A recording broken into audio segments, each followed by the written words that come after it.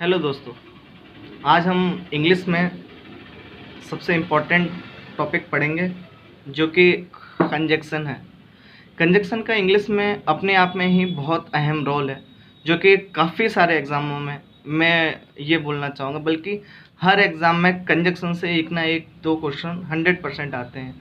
चाहे आप SSC exam लीजिए, चाहे आप एमपीएसआई लीजिए, चाहे आप व्यापम लीजिए, या किसी भी स्टेट या सेंट्रल गवर्नमेंट का कोई भी एग्ज़ाम हो जिसमें इंग्लिश आती हो, कंजक्शन अपने आप में ही बहुत इम्पोर्टेंस है।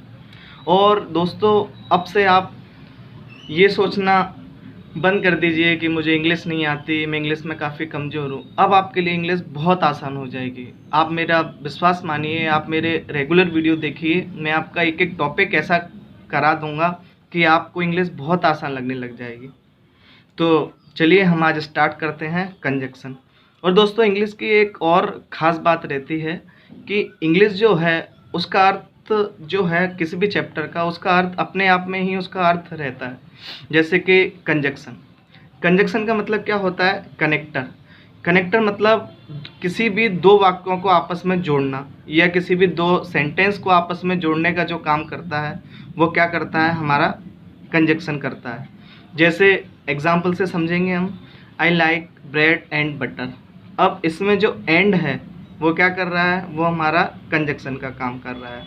मतलब मुझे ब्रेड एंड बटर दोनों पसंद है, इसमें जो एंड है वो हमारा कंजक्शन है। Second example, I know that she is intelligent. मतलब मैं जानता हूँ कि वो इंटेलिजेंट है। अब इसमें जो डैट है वो हमारा कंजक्शन का काम कर रहा है।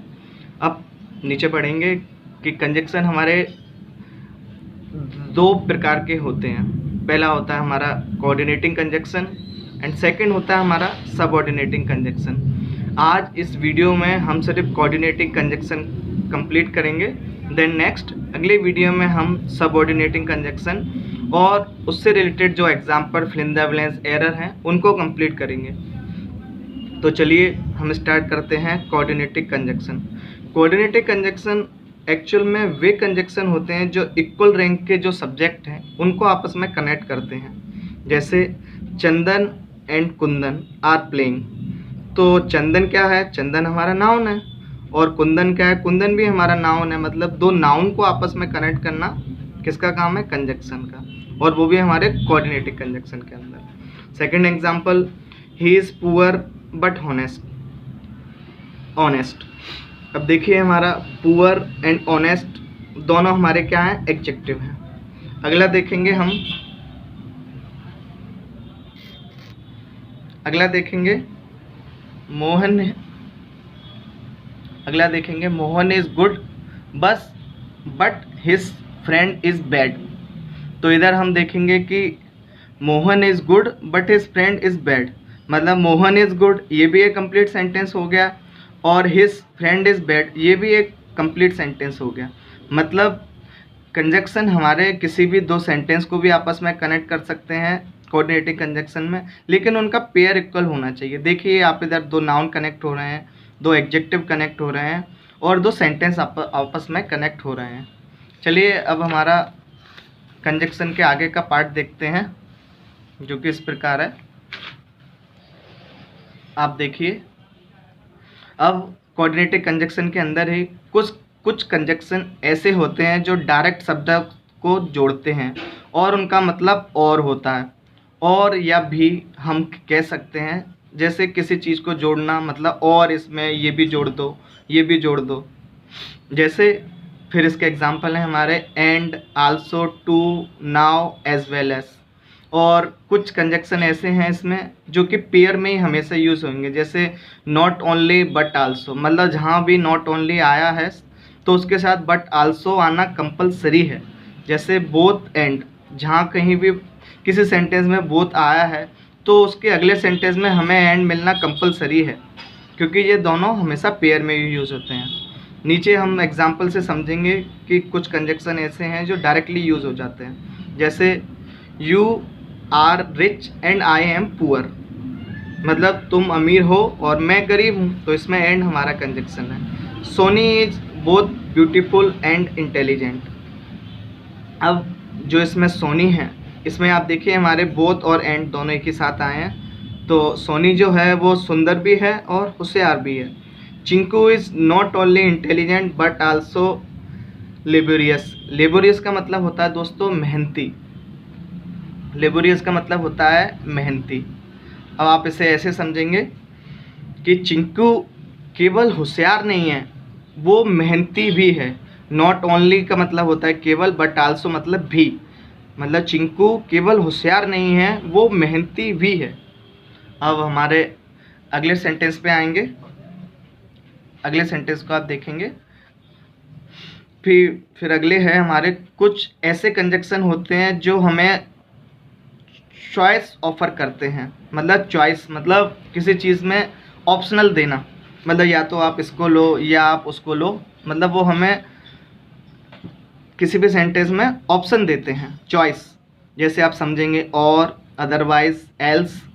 और कुछ हमारे जो पेयर में है उसमें भी हमारी चॉइस आती है, जो कि ऑलवेज हमेशा ये हमेशा पेयर में ही रहेंगे। जैसे हमारा आइदर के साथ हमेशा और लगता है, नाइदर के साथ नॉर लगता है। ये हमेशा पेयर में ही यूज़ होंगे। कहीं आपका आइदर अकेला यूज़ नहीं होगा, ना कभी नाइदर अकेला यूज़ नहीं होगा।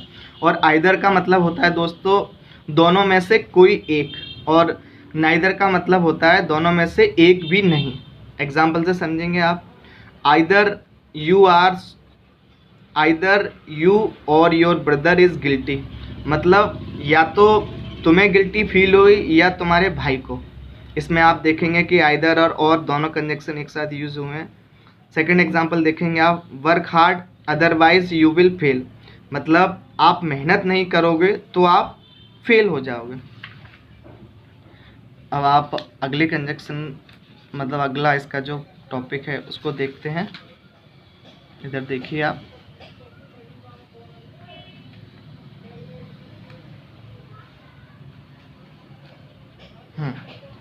अब हम देखेंगे कि कुछ कंजक्शन ऐसे होते हैं जो कथनों में एक दूसरे का विरोध करते हैं, जैसे या फिर किसी एक दूसरे का अपोज करते हैं। तो वो हमारे कंजक्शन हैं but, still, yet, nevertheless, however, while, only. ये हमारे इस टाइप के कंजक्शन है। जब भी हम इन कंजक्शनों को यूज़ करते हैं तो इसमें पहले वाला सेंटेंस सेकंड वाले सेंटेंस का अपोज करेगा या सेकंड वाला पहले वाले का अपोज करेगा। ये कंजक्शन स्पेशली उसी जगह यूज़ होते हैं। जैसे I felt angry but I kept quite. मतलब मुझे गुस्सा आया लेकिन मैं शांत रह गया। मतलब गुस्सा आना तो क्रोध आना होता है, लेकिन मैं शांत रह गया। मतलब ये अपोजिशन हो रहा है सेंटेंस का। अगला देखिए। He is very poor. मतलब वो बहुत गरीब है। स्टिल या येट दोनों में से कोई एक। He is contented. मतलब फिर भी उसने उसकी मदद करने की सोची। अब सेकंड क्वेश्चन सोचिए। देखिए थर्ड हमारा एग्जाम्पल है। I had no money nevertheless I helped him.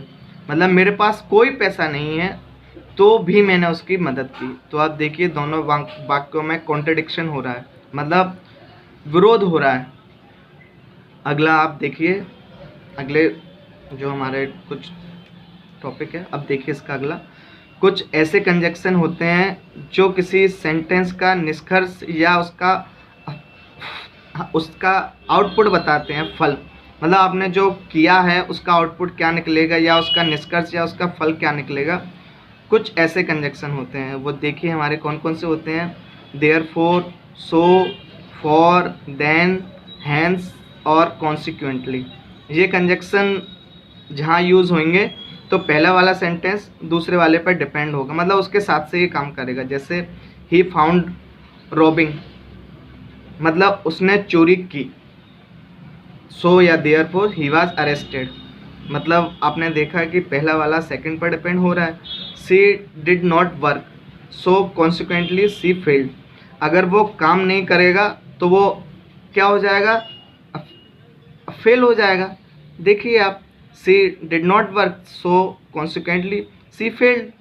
मतलब अगर वो कार नहीं करेगा तो वो फेल्ड हो जाएगा। अगला देखिए तीसरा एग्जांपल हमारा। The days are long for it is June. मतलब बहुत दिन बहुत लंबे थे क्योंकि वह जून में थे। तो धन्यवाद दोस्तों। अब इसके बाद हम आगे पढ़ेंगे सब ऑर्डिनेटिंग कंजक्शन। धन्यवाद।